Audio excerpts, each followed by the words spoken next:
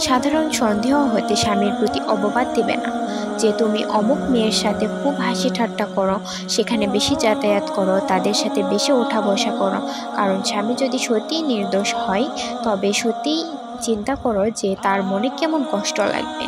আর যদি সত্যিই সে অসৎ স্বভাবের হয় তবে তোমার এমন রাগ করা, ভালো মন্দ বলা অথবা চাপ সৃষ্টির পরে তোমারই ক্ষতি। কারণ এসবের দ্বারা কখনো স্বভাব পরিবর্তন হয় না। স্বভাব পরিবর্তন করতে হলে বুদ্ধিমত্তার সাথে কাজ করো। একাকী সঙ্গোপনে তাকে বোঝাও। যদি এতেও সে ভালো না হয় তবে ধৈর্য ধারণ করো। মানুষের সম্মুখে বলে তার দুর্নাম রটাবে না, তাকে লাঞ্ছিত ও অপমানিত করবে না, রাগান্বিত হয়ে তাকে চাপ সৃষ্টি করবে না। কারণ এরূপ পদ্ধতি অবলম্বনে রাগ আরও বৃদ্ধি পায় এবং রাগান্বিত হয়ে সে ওই কাজ আরও বেশি করবে। স্মরণ রাখবে যে আল্লাহ পাক পুরুষদেরকে কর্তৃত্বশীল করেছেন।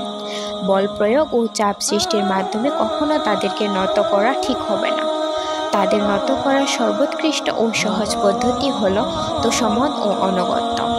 তাদের প্রতি চাপ সৃষ্টি ও বল প্রয়োগ করা নিতান্তই ভুল ও মূর্খতা, বৈচিক নয়।